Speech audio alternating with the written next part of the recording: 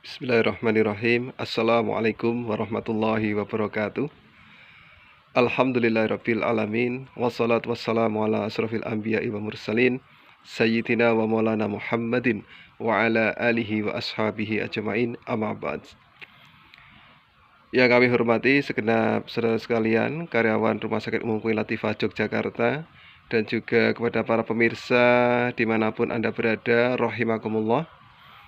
Alhamdulillah, puji dan syukur mari senantiasa kita haturkan kehadirat Allah SWT pada kesempatan hari ini, bertepatan dengan hari ketiga di bulan suci Ramadan 1441 Hijriah.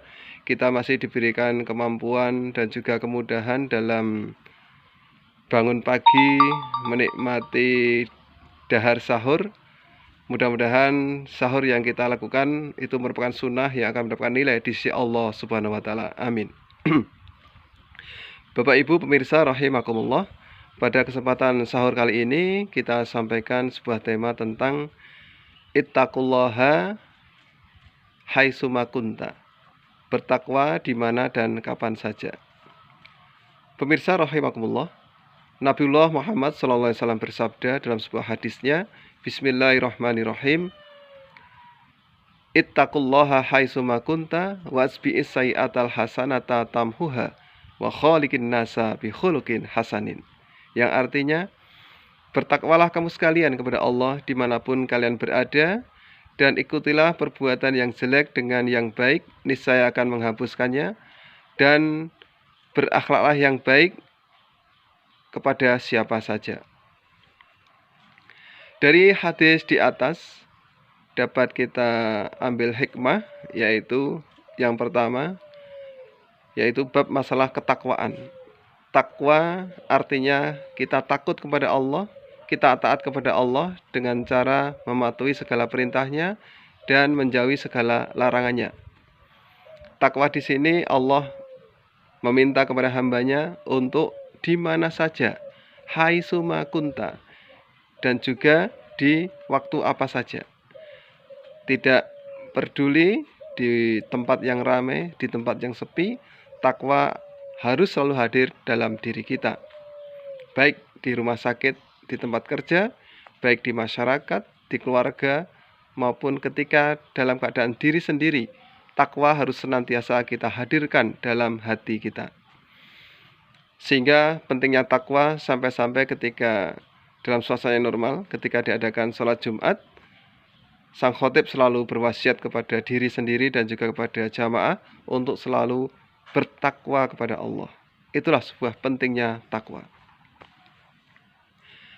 Kemudian yang kedua, hadis tersebut bisa kami ambil hikmahnya, yaitu ketika kita menyadari bahwa kita sebagai manusia biasa, namanya manusia itu disingkatan ataupun maknanya adalah manusia, orang yang tidak lupa, orang yang senantiasa juga lupa, kemudian khilaf juga. Maka ketika kita lupa ataupun khilaf, maka kita segera istighfar, menyebut nama Allah, mengikuti dengan perbuatan baik. Insya Allah, Allah akan menghapuskan dosa-dosa yang telah kita lakukan. Sehingga taubat harus kita hadirkan dalam keadaan apa saja, di mana saja. Tidak perlu menunggu lama untuk kita bertaubat, beristighfar kepada Allah. Jangan sampai menunggu satu lebaran, satu Idul Fitri. Ketika Idul Fitri kita baru minta maaf, jangan.